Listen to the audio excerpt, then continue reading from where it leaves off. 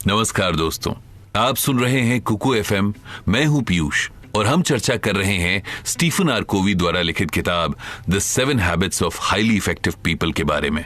Stephen कोवी ने ये किताब पिछले 200 सालों में लिखी गई साहित्य की किताबों को रिसर्च करके लिखी है। स्टीफन बताते हैं कि शुरुआत के 150 वर्षों का सफलता से संबंधित लगभग सारा साहित्य चरित्र को सफलता की नींव मानता था और चरित्र आधारित नीतिशास्त्र अर्थात कैरेक्टर एथिक्स पर केंद्रित था, जिसके अंतर्गत सत्यनिष्ठा, विनम्रता, वफादारी, साहस और धैर्य, निष्पक्षता, परिश्रम एवं सादगी जैसे चारित्रिक गुणों पर जोर दिया गया था।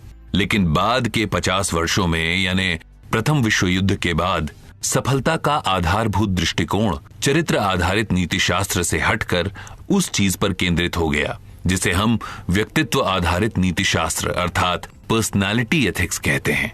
इसमें व्यक्तित्व, सार्वजनिक छवि, नजरिया और व्यवहार को ही सफलता का आधार माना जाने लगा। इस किताब में कुछ हद तक चरित्र को सफलता के एक तत्व के रूप में लिया गया है।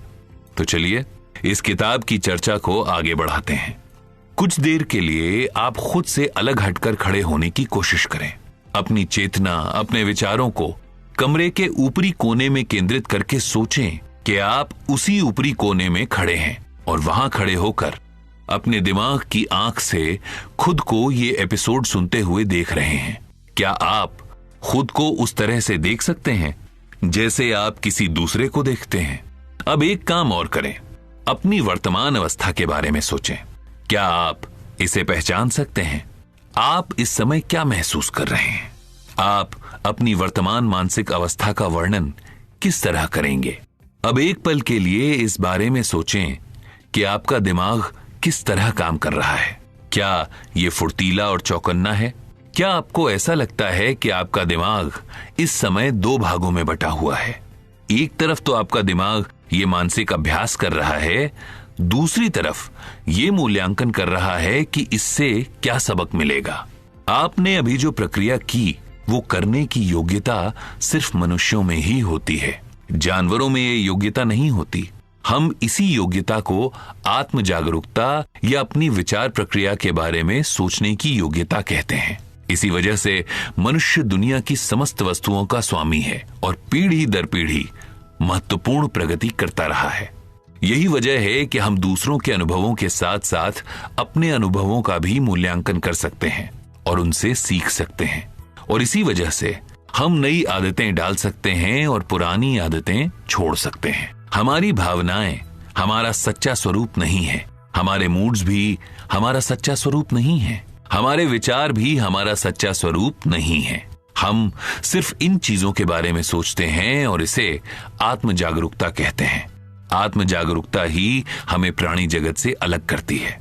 आत्म जागरूकता हमें अलग खड़े होने में और इस तरीके की जांच करने में भी सक्षम बनाती है जिससे हम खुद को देखते हैं, जिसे हम पैराडाइम कहते हैं। पैराडाइम का अर्थ है किसी चीज को देखने का नजरिया। अब अगर पैराडाइम को समझना हो तो इस उदाहरण से समझते हैं। मान लीजिए कि आपने काला चश्मा पहना हुआ है।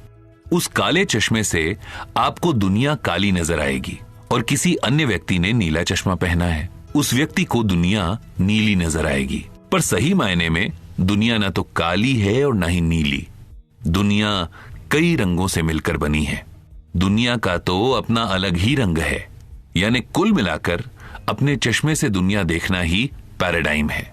दरअसल जब तक हम इस बात पर ध्यान नहीं देते हैं कि हम खुद को किस तरह देखते हैं और दूसरों को किस तरह देखते हैं, तब तक हम ये नहीं समझ सकेंगे कि दूसरे स्वयं को और अपने संसार को किस तरह देखते हैं तथा अनुभव करते हैं। ये ज्ञान ना होने से हम उनके व्यवहार का विश्लेषण करते समय उन पर अपने इरादे थोप देते हैं और इसके बावजूद हम खुद को निष्पक्ष समझने लगते हैं। ये हमारी व्यक्तिगत क्षमता और दूसरों से जुड़ने की हमारी योग्यता को बहुत सीमित कर देता है। लेकिन आत्म जागरूकता की बदौलत हम अपने पैराडाइम्स की जांच कर सकते हैं। हम ये तय करने के लिए उनकी जांच कर सकते हैं कि वे वास्तविकता या सिद्धांतों पर आधारित हैं या फिर वे किसी परिस्थितियों का परिणाम हैं। अक्सर आपने लोगों को आपसे ये कहते सुना होगा, तुम कभी वक्त पर क्यों नहीं आते हो? तुम बिल्कुल घोड़े की तरह खाते हो। यार तुम्हें तो हीरो होना चाहिए था। ये बहुत आसान है, फिर भी तुम्हें समझ में क्यों नहीं आ रहा? अगर आप इसको सीधे सीधे तरीके से देखें तो आपको लगेगा कि ये लोगों का ऑब्जर्वेशन है आपके लिए, लेकिन अगर सही मायने में इसे समझा जाए तो ये एक सामाजिक पैराडाइम है। सामाजिक पैराडाइम बताता है कि हम काफी हद तक कंडीशनिंग और परिस्थितियों द्वारा निर्धारित होते हैं। हालांकि हम कंडीशनिंग को अपने जीवन की प्रबल शक्ति के रूप में स्वीकार करते हैं, परंतु अगर हम कहें कि हम सिर्फ इसी के द्वारा निर्धारित होते हैं और हमारा इस पर कोई नियंत्रण नहीं है, तो हमारा सामाजिक पैराडाइम समझने का नक्शा पूरी तरह अलग होगा। इस सामाजिक पैराडाइम को समझने की 3 सबसे लोकप्रिय अवधारणाएं हैं जो अलग अलग या सामूहिक रूप से मानव स्वभाव की व्याख्या करती हैं। पहला आनुवांशिक नियतिवाद यानी जेनेटिक डिटर्मिनिज्म है।